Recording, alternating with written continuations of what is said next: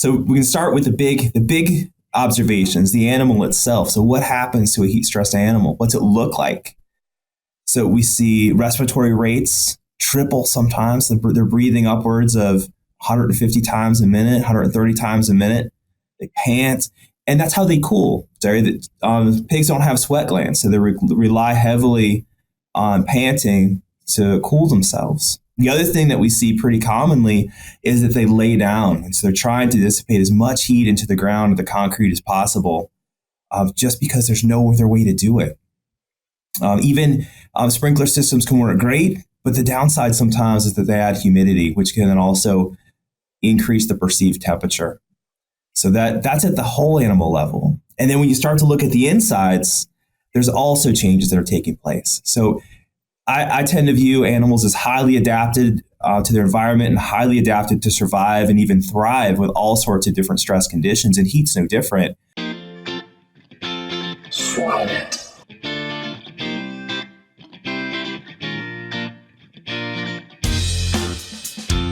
Welcome to today's latest edition of podcast for Swine. I'm Jerry Purvis, your host, and today we're very fortunate to have Dr. Joshua Selsby with us. Dr. Selsby is a professor in the Animal Science Department at Iowa State University. Dr. Selsby, glad to have you today. Hey, thanks for having me. It's great to be here. Very good. Well, I guess we'll kind of get into you. A very well-published researcher in a lot of different areas, but one I think is probably very pertinent to today with the weather we've been having is heat stress. And I think, always being here in North Carolina, I always had a little pity party, and I said, "Oh, woe is us! We have this heat, humidity in the summers, but I failed to realize you guys had some heat as well." Even this year. So it's been a hot summer, I think, all over the U.S. So, we couldn't have a better topic, I think, for producers and talking about heat stress. I've always understood, in the heat stress, we probably add about another week to market the pigs. And, we know some of the reproductive issues we have with heat stress with our sows and boars. But today I'd like to talk a little bit of something. You've done a lot of research in the grow finish side. So I think maybe just start out by just talking about, heat stress and what are the consequences when we have heat stress to animals. Yeah, sure. There's so many different levels at which we can answer that question. So we can start with the big observations, the animal itself. So what happens to a heat stressed animal? What's it look like? So we see respiratory rates triple sometimes. They're breathing upwards of 150 times a minute, 130 times a minute. They pant, and that's how they cool. Pigs don't have sweat glands, so they rely heavily on panting to cool themselves. The other thing that we see pretty commonly is that they lay down. And so they're trying to dissipate as much heat into the ground or the concrete as possible, just because there's no other way to do it. Even sprinkler systems can work great, but the downside sometimes is that they add humidity, which can then also increase the perceived temperature. So that's at the whole animal level. And then when you start to look at the insides, there's also changes that are taking place. So I tend to view animals as highly adapted to their environment and highly adapted to survive and even thrive with all sorts of different stress conditions, and heat's no different. So you can imagine then there's multi-systemic changes that take place to support the animal. We see wild changes in endocrine signals. In fact, almost every single endocrine hormone that we've measured has actually changed in some way or another. Sometimes they go up, sometimes they go down, but they're all changing. We see changes in feed intake, like you addressed before, and certainly that slows growth. But if you pair feed animals, what you find is that heat is doing something else besides having decreased nutrients coming in. There's the possibility, we know there's GI tract injury and GI tract dysfunction. So it's not only decreased food coming in, but certainly there's the potential for decreased nutrient absorption across the entirety of the gut. And then when you actually get at the tissue level, there's differences in the way the tissues actually behave, and the tissues are able to utilize nutrients that might be delivered to them via the cardiovascular system. And regarding the cardiovascular system, we know that that changes wildly during heat stress. So blood is routed away from the GI tract and actually shunted to the skin to support cooling, which means then there's less of this blood and all the stuff in it going to these organs. So yes, there's less nutrients, so the potential for less nutrients to be delivered, but there's also the potential for less oxygen. So certainly we call that an ischemia, so there's less blood coming to it, but it also raises the potential of a genuine hypoxia, so an insufficient amount of oxygen being delivered to tissues. We're still trying to tease out exactly which one of those it is, and the only reason it matters is it can help dictate the type of injury actually experienced by some of these tissues. And this is happening organism-wide, so it's not just the GI tract tissues that may be impacted, but some more recent data from our lab, and it's new, it's brand new data, indicates that the kidneys themselves may actually be damaged. So this is genuinely a multi-systemic problem that should be broadly considered. It's an interesting point there. We always think of, like I said, less intake, and we think as nutritionists, maybe we can, over fortify, density of the diet, nutrient density, and then we somehow make up, for that heat stress. But as you're saying, there's a lot more at going on inside that animal with organs and issues that we really don't think about as producers. It was interesting. I was reading a while back. Heat stress is actually more impactful economically to our industry than PERS, and that was a figure that really hit me, because you always think PERS is real expensive to our industry, but I think we underestimate the fact that this what heat stress causes. You're talking about some of those organs. What are some of the some of the things that we see in the summertime? Our mortality goes up, our pre-weaning mortality goes up. What are some of those things that how is that heat stress impacting, and what your research has shown? It may actually be come later. There may be a lagging effect a little bit on seeing some of those responses. Sure. Jared, before we do that, let's just talk about the economics. I just think that's fascinating. It's something that's certainly beyond my expertise. But I think there was a paper 20 years old or something at this point that talks about a $200 million, $300 million annual loss. And if you take into account that inflation, that number becomes a $500 million a year loss. And what we're doing now is we're using estimates approaching $900 million every single year. And one of the things that we're actually doing now is taking some production level data and reevaluating the economic impact of heat stress. And we're actually going to tease out the difference between barrows and gilts, because we have some reason to suspect that they're not going to be the same, that in fact gilts may be more negatively impacted than barrows. And so that's something that you can look from my group coming soon, hopefully in the next year or so. Again, a genuine reevaluation of the economic impact. And then from there, we can also then get to the environmental impact of heat stress. So certainly we can argue that a change in climate is impacting pigs in a negative way, but then what is then the impact of that with decreased feed efficiency on the environment itself? And so it becomes a spiral then that's headed in a negative direction. And so it provides lots of opportunities for us as producers and those that support producers to intervene and recognize then genuine economic benefits with the added side effect of improving the environmental footprint of agriculture, which is something I think everybody can get behind. The buzzword now is sustainability, and it certainly makes our industry more sustainable if we can produce produce more pig per input. Be that feed, be that water, be that air, and certainly per less output, so less manure and less CO2. So that's something I think we're all striving for. As far as comments about, sorry, Jared, could you ask your question again? I got all lost thinking about the economics. I think that's such an interesting topic. Yeah, I mean, I think that's. I think we kind of missed the boat a little bit on heat stress, and maybe we don't try to mitigate because we really don't understand the total impact that has financially to our we always see that, in the, late fall, you see the response to that summer breedings, your farrowing rates. We're getting less, usually our summer months, those are our most profitable months. And so we're trying to get the weight on these pigs. And, we used to be in North Carolina space short. And so you pretty much had to dump that barn in so many days. So, if you couldn't get the weight on those pigs, you just missed out on pounds. And so it's a very, I think it's a silent killer a little bit to us. And we think about it, but we really don't understand exactly the implications. And like I said, it impacts that subsequent farrowing for that sow. So very, very economically. How close are we to getting a model maybe for modeling some of that? You guys been working on that? It's a great question.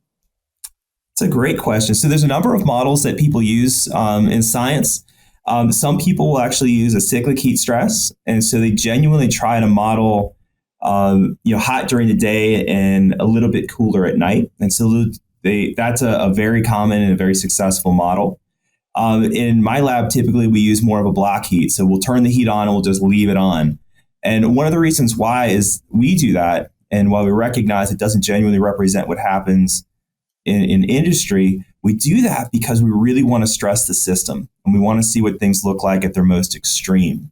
And what we found early on was that some of the changes that we see with a cyclic heat stress are actually all the changes we see with cyclic heat stress are represented with a block heat, except with a block heat, we can actually induce a greater degree of pathology, which provides for us then a genuine understanding of what's the worst case scenario. And then we can actually then start to intervene using that worst case scenario in mind. So mechanistically, it becomes useful. And philosophically, the way that I'm approaching heat stress is first, let's understand what's broken, and then we can start to understand how to fix it. And so using the block heat design like we use, we can really break it and really then start to identify what types of therapeutics make sense. Should we just be using an antioxidant? Should we be using targeted antioxidants? Should we be supplementing with specific amino acids? Should we be trying to prevent protein degradation or proteolysis? Should we try to stimulate protein synthesis? And all of those questions become relevant because all of those things will impact growth. Yeah. And it's heat. It looks like, we're in a trend where, global warming, we're going to actually have even hotter temperatures. So your work, it's going to be, spot on to what we need and what we need to learn as we try to mitigate we got animals that are more productive. Today we've got, cows that are weaning 14 pigs. We're used to 10 pigs. So there's just a huge amount of metabolism, extra, more milk production in the farrowing room. And so we've just got more and more heat that we've got to figure out how we're going to dissipate. So that sow is just under extreme amount of heat stress. Even not only the sow, but the animals in the finishing barn as well. They're growing faster than ever before. And all of that comes with increased metabolic heat production. And if you think about it, then there's still a ceiling for health from a heat perspective. And so as you increase metabolic heat production, there's smaller and smaller margin for error. So as we improve, the geneticists have done a fantastic job identifying traits and selecting lines that actually are more efficient, which is fantastic. But with that comes the added burden of metabolic heat. Yep. I can remember this hadn't been too many years of my career where a market pig was about 240 pounds. And we wouldn't even be in the window today. Now we're looking at 290, 300. And so it's, you're exactly right. We've got that barn that has a lot more heat, and some of them were in old facilities. So we've got facilities that are really designed for pigs that were, 20 years earlier, but they've changed, and genetics have done a good job of making those pigs more efficient, but and improving growth rate. So we're a little bit behind the curve, so to speak. and trying to figure that out. Yeah. So now it's interesting that you've been able to do some of the work here with pigs and far as you've done a lot in humans. Can you kind of talk a little bit about what you found? How are pigs and humans similar? I know pigs are a pretty good model for humans. Yep. Yeah, and pigs are a better model for some people than others, is what we joke. But yeah, so those same heat stresses that are impacting pigs are also impacting people. And so we're certainly interested in these agricultural questions. To me, that's just a fascinating but straightforward problem solution. But we can use pigs as models for people. And those same heat stresses, like I said, that negatively impact pigs are impacting people. The problem, though, is that I can't go up to a person and take muscles out or take their heart out. They don't like that. So what we can do then is start to understand mechanistically what's also happening, what is likely to be happening in people. So we can apply then those same sort of therapeutic strategies to affect human populations and maintain human health. Like one of the things I didn't recognize until I got into this, like heat stroke gets a ton of attention, and rightfully so. Heat stroke can be fatal, but the heat stresses that we're talking about are far more common. So if you consider just hospitalized patients, 70% of these hospitalized patients are because of something other than heat stroke, meaning heat stroke is only 30% of the heat emergencies that actually make it to the hospital. So think how many people aren't even hospitalized that experience a heat stroke. Experience a heat stress. So those are the populations that we're after. And we recognize now that just with heat stress, there's wild changes that take place in skeletal muscle. And we can see genuine disruption of what the muscle looks like at the microscopic level. We know the metabolism of muscle is altered. We know that kidneys are damaged. If we go and we look at the heart, we know the heart is damaged. And we also know that it's different between the left side of the heart and the right side of the heart, which is something that maybe we should have expected, but came as a surprise. Some of the changes that we're seeing on the left side of the heart relate directly to how the heart actually functions. And then we did just a limited pilot experiment. We wanted to know, might there actually be lasting effects? And so we had a couple pigs that we let recover from heat stress, and we pulled the hearts out just at market. And what we found were pathological injury, like histopathological injury in these hearts, which means when you look at the heart under a microscope, extraordinary damage. In fact, the pathologist that did the evaluation wanted to know exactly what we did to these pigs. And when I told her all we did was make them hot for 3 days, she couldn't believe it. That's pretty amazing. I mean, it's and that's one thing as we know that most of the mortality our industry is dealing with a huge mortality issue, whether it's group finish and sows in particular. But understanding sometimes it's hard to really know what was the insult that happened. You may see a healthy animal on the outside and you have no idea. We don't, 40% of our sow mortality, we have no idea what was the cause. Right. And so, right. And isn't it interesting that we're seeing this lasting cardiac damage? And it certainly raises the potential that it may even accumulate over time. It's one of those things in science that you see the result and then you take a step back and you question, is this actually real? And once you convince yourself that it is, you start thinking about all the potential implications. And certainly sow mortality and sow longevity on that list of things, particularly if this is something that accumulates with time. This was something that would probably cause a more sudden death than not. But man, what if that's true? And then the other, by extension, what if the same thing is happening in people?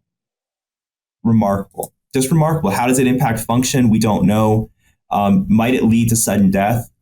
We don't know. And we also don't know what would happen if we did repeated heatings under experimental conditions, just to drive home the point. So these are all experiments that we are kicking around. And one of the things that we also joke about here is that there's never a shortage of questions. It's just a shortage of time and dollars to pursue those questions.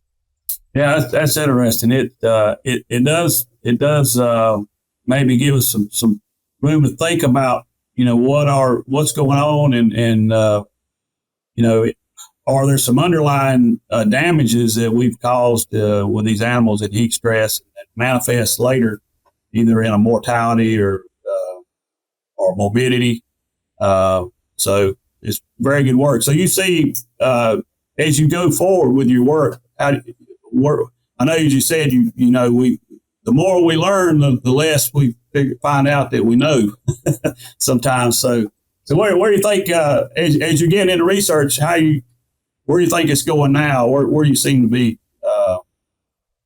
headed? Yeah, so right now we have a couple active projects that we are eagerly working through. One of them, as I mentioned before, is a comparison of barrows and gilts. And naively, I thought a pig was a pig. You heat it up, you're going to get the same outcome. And I'll tell you, we'll use the word serendipitous discovery, but the reality is it was just, we had data that didn't make sense. And then we realized that we actually did this most recent experiment in barrows, and all of our previous work had been done in gilts. And it just raised the question, could there actually be a difference between the way barrows and gilts respond to the same heat stresses? And so we actually did that experiment. We heated the same pigs at the same time in the same room, and they're not the same. Barrows and gilts respond differently to heat stress at the tissue level, at the cell level. Now, are some of the changes the same? Absolutely, but not all of them. And it's those subtle differences between the way barrows and gilts respond to heat stress that opens the door then for sex-specific interventions. Not only that, the potential for sex-specific management strategies. It's just remarkable. So these are things now we've done experimentally that we're now trying to replicate at the production level. And so we actually have some producers have been kind enough to share with us their data. So we're in the process now of analyzing, I think it's like 60,000 different animals over the course of a two or 3 year period, complete with environmental conditions and some production metrics. And so we'll really see if this is something that genuinely matters, or if it's something that was kind of fluky that we're able to do under just extremely well-controlled conditions. We convinced ourselves, and I remain convinced, that calcium dysregulation, so this dysregular calcium, loss of control of where calcium is sitting, is something that's driving a lot of the pathology and a lot of the injury. So we did an experiment where we actually manipulated the way calcium is moving. We know that we hit our target from a phenotype perspective. We made the pigs hotter, which was exactly what we intended to do. So our treated pigs were hotter than our just heat stress pigs, which may sound odd, but it indicates to us that we manipulated the physiology that we're trying to manipulate. And now we're in the process of just beginning to understand the biochemical and histological changes that took place at a tissue level, but then also at an organismal level, as you think about metrics that we might pull out of the blood. And yeah, we are diving headlong into changes in non-conventional organs. So when people typically think about animal growth, they think about nutrition, which gets you right to the GI tract. And they think about the most important tissue of all, skeletal muscle. And we know that those things change. But what about these other organs? I tend to view a modern pig as like a race car. And every system's got to be working perfectly for that race car to function optimally. And so if the heart isn't working as well as it should, that's a problem. If the kidneys aren't working as well as they should, that's a problem. And so we're trying now to go back to some of the experiments that we've already done and see if we can do, we call it freezer diving. So we collect tissues out of pigs. We just collect all kinds of stuff and throw it in the freezer and hope it'll be useful one day. And people, my graduate students give me a hard time and tell me that I'm a hoarder, but I keep getting rewarded for being a hoarder. So now we can go back to these tissues, and it's actually some of Missy Roth's work is fantastic, where she's actually showing changes in the hearts from pigs subjected to heat stress or not. Remarkable. She's the one that found differences between the right ventricle and the left ventricle. So now in our most current work, not only is she pulling out right ventricle and left ventricle, but she's also pulling out the papillary muscles. So the muscles that actually control the way the flaps inside the heart's work, or the valves inside the heart's work. She pulled apex, so we're getting those. And she also demanded kidneys. So now we have a freezer full of kidneys just to see what's happening. Because again, there's good evidence that heat stress is damaging not just the GI tract and not just skeletal muscle, but the animal in a very, very big, robust way. Certainly we know reproductive tracts are damaged, reproductive function is damaged. And Jason Ross's group and Keating's group has shown changes with the ovaries. Changes in sperm motility are well known. But some of these other organs really could have an impact not only on animal agriculture, but then also we switch quickly back to application to human health. And then we can start to talk about comorbidities, because there's a whole host of people that are obese or insulin resistant that are subject to heat stress. How do those comorbidities then impact heat stress mediated outcomes? What about people with underlying heart disease or underlying kidney disease? I have no idea. It may be nothing. It may be that it does nothing at all. But I bet that's not the case. I bet if you bring a damaged organ to a heat stress environment, that organ is going to do worse.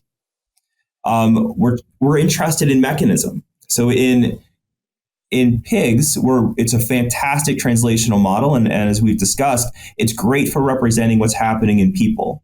It's great for representing what's happening in a pig. It tells us exactly what's going to happen in a pig, but it doesn't tell us mechanism. We can describe it and we can say, this went up, this went down, these things changed, but it doesn't allow us to actually tie one thing to the next. And we can associate them, and we do a really good job with that in trying to tell a story.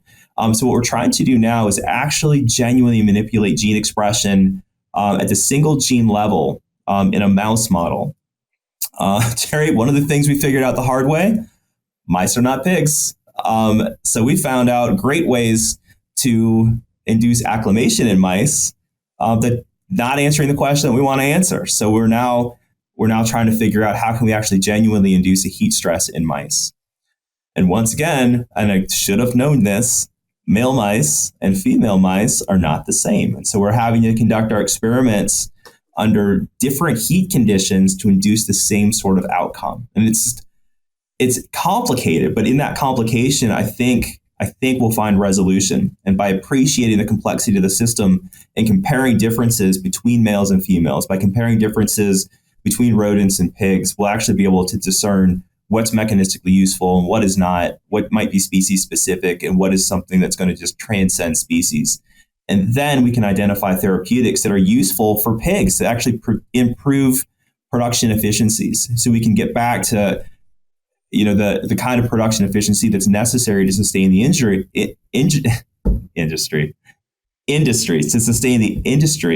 but also then be useful as therapeutics for people that are subject to the exact same heat stresses as these animals are.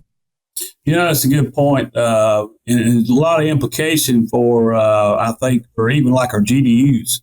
Our gilts, most expensive animal we have are our gilts. We spend a lot of money, and we expect them to. We try to get at least three parity pay for. But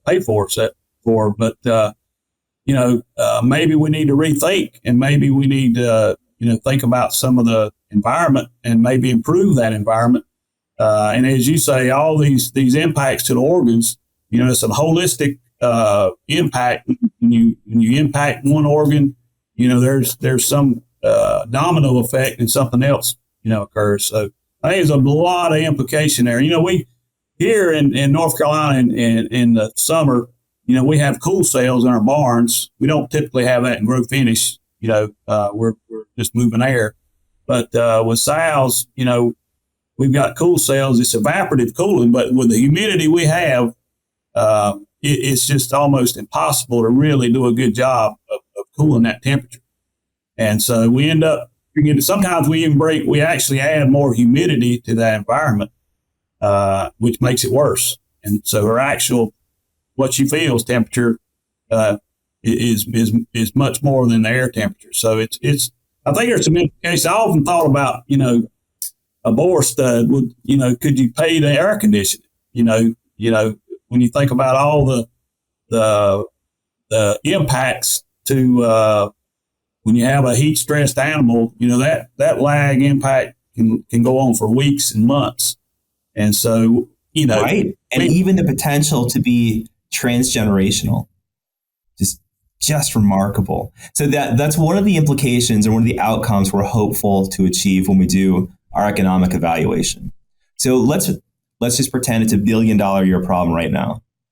At some point, I certainly don't know the economics yet, but at some point, it's going to be actually more economically viable to retrofit old barns or with new constructions, genuinely put in cooling systems to protect the pigs. Certainly, I think it's more likely with the reproductive stock, but I can see the potential in a grow finish situation, particularly if this gets bad enough. Yeah, particularly, like I said, those pigs that come off in the summer months, those pounds that we're losing or those animals that we lose, those are our most profitable pigs. So, there's a big return if we can figure out how to mitigate some of that heat stress and some of the loss that we have to our industry. And it's just an amazing when you look at all the potential, opportunity we have. I appreciate you doing, the work that you're doing, because I think it's pretty pertinent to our situation today. And we're trying, as you said, sustainability. We've all got, we're all crunched, with commodity prices with today.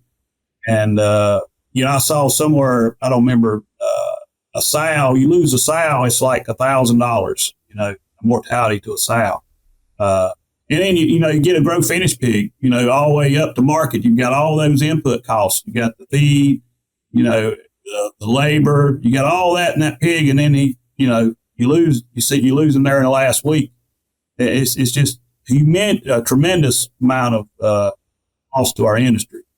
So I think there's a lot of, now you look like a kind of a crystal ball guy. What do you think are going to be some of you mentioned a little bit, what are some of the mitigating strategies that we may see down the pipeline to mitigate stress in pigs? Oh man. The scientist in me wants to give a very conservative answer, but the irresponsible person in me wants to just pop off. And so here we'll go. I could see value in having and re-emphasizing sex-specific barns or sex-specific rooms within barns to allow then sex-specific interventions. Right now, our data are indicating that barrows are more resistant to heat stress than gilts. And if that's true, then there may be an economic incentive to actually invest in separating barrows and gilts during grow finish. And that way, then you might only have to cool half a barn and just to support the gilts to some degree. By the same token, I could see then there being interventions that are given. Some might be sex specific. Some might be you just give to an entire herd. We tried an antioxidant that did not work. Other people have had successes there. And so I don't think the issue is quite yet resolved. I think that one's going to come down to economics. Like, can you come up with an economically viable but effective antioxidant? I don't know. I think that's a question that remains to be seen. I think figuring out the impact of sow loss and sow longevity because of some of these organ systems matters a lot. So are there ways that we can protect the cardiovascular system? Are there ways that we can protect kidneys during heat stress? And might that positively impact cell longevity? I think that's a reasonable question to ask. One of the newer technology I saw is just changes in diet. So there are dietary interventions that we could give to either decrease the loss and make it less worse, or even prevent losses. So that seems like it's a possibility. What I'll tell you, though, is our most recent data indicate that total protein in circulation stays the same, but it looks as though amino acids are plummeting. So these free amino acids come way down. We don't quite have the implications of that worked out just yet, but certainly it seems as though release of amino acids from skeletal muscle isn't taking place at the level at which we think it should. When we look at skeletal muscle, we don't see proteolysis. That's also counter to what should be happening according to the textbooks, right? So if you have a decrease in circulating amino acids, that should be released from skeletal muscle, and they should help buffer that loss. Skeletal muscle appears to be hogging all the amino acids, at least not sharing it. Why is that? And that matters because now should we be targeting synthesis, finding ways to boost synthesis, which looks like it's decreased, or at least not maintained at the same level as control, whereas degradation doesn't appear to be activated, at least through 7 days of heat stress. So the way that we're thinking about changes that occur during heat stress is something that I think should be revisited. And as we revisit, it reveals then new information. And this is why the whole philosophy of understanding what's broken so we can figure out how to fix it is so important, because if we're targeting degradation, we're trying to inhibit degradation, but degradation isn't increased during heat stress, you're solving the wrong problem. If synthesis is decreased and we can find ways to maintain synthesis in the face of a heat stress, that's valuable. So what are things then that we could do to actually stimulate protein synthesis? Now, the downside of that, though, is that it may actually come at an increased metabolic cost. So what is then the sum total balance of the cost for the animal? So if increased heat production is a result of increased synthesis or maintenance of synthesis, maybe it's not worth it for the animal. If it doesn't really matter that much, then sure, that's something that would probably be worthwhile. So there's all kinds of, like I said, there's never a shortage of questions. It's just a shortage of time and money to pursue those questions. Exactly. And it's a good point too, that once as you start to model some of the economics, I think we'll have the tools. But we always got to, we've got the bean counters that we got to answer to, and they want to know what's the return on this. And when we got some really good figures and some hard numbers, we can, make cases for some of the paying for some of these interventions. Bean counters love beans. That's right. As a nutritionist, heat increment is we know protein, just the metabolism of protein is a very has a high heat increment. So as we try to get more precision in feeding, maybe we can help out, in that on our part. So there's a lot of little areas, and I think the economics, and we figure that out, we'll start spending some money, to try to improve this. But like you said, sometimes we're chasing, we got to chase the right answer, to identify the right problem. Yep. So we're not going down on. Yep. I don't think this is going to be something solved by one person sitting in a lab in Ames, Iowa. This is genuinely an integrated physiology type question. And there's room for the solutions to come from physiology, come from nutrition, come from genetics. There's lots of opportunity here for all of us to be working together to come up with good viable solutions. And by viable, I mean economically viable, but also sustainable. Yeah. Well, I tell you, it's I think you've got a lot of good things going, and I look forward to seeing what comes out of your lab here in the future. I think we're going to see some, you're going to open some doors and some eyes, and we'll get some answers, and maybe we won't find all the answers, but we'll know more than we did. So that's always important. No, Jerry, my worry is we're just going to come up with more questions. Exactly. Yeah. It's time for our famous 3. Meet AccuFast, your trusted partner in raising efficient, healthy, and sustainable pork. We're not just about genetics, we're about tailored solutions that set you on your path to success, no matter how you define it. At AccuFast, we channel our investments into 3 crucial pillars: our genetic offering, proprietary technology platform, and leading commercial measurement system, ensuring tangible results for our partners. Visit our website at AccuFastSwine.com or reach out to an AccuFast customer success rep to discuss how we can help you create the future you've been working towards. AccuFast, the best way to predict the future is to create it. We're nearing the end of our podcast here. We got 3 questions, and first question: what's maybe a favorite resource of yours? Book. It doesn't even have to be about pigs. Yeah, dude, you sent me these questions. Let me tell you what. This was the part I was most nervous about, was coming up with like real answers to these. These are really hard questions. So the first one, my favorite resource, I thought about like some high-minded answer. The reality though, Jerry, Google. I spent a lot of time looking for quick things on Google and PubMed. And it is amazing how much we, like the big royal we as humanity, know. And then within the sciences, it's amazing how much work has been done and how many clues that you might find in the literature for your own work. It might be that a paper published in 1994, Table 3, Line 6, has the piece of data that you need that's the most relevant thing right now. And some of the stuff that was done 40, 50 years ago, just on the applied side, is still so relevant now, just from a physiology perspective. And yes, recognize that the animal has changed considerably, but the fundamentals of the animal are still the same, right? They still got to eat, they still got to grow. Those kinds of things are still intact. So yes, I wish I had some more highfalutin answer for you, but honestly, Google and PubMed are my go-tos, and I'm on both of them daily. Yeah, that's an interesting answer, and it's true. We can cut the time. We can pull up anything published about any topic, and we can be inundated with information, but it's really sped up. It really speeds up your search and reduces the time that you try to find answers. So yeah, I see that's spot on right there. I think that answer. Secondly, what would be maybe a person or persons that biggest influencer in your career to get you where you are today? This was another one. Because do you picture your career now, the last 10 years, the whole kit and caboodle?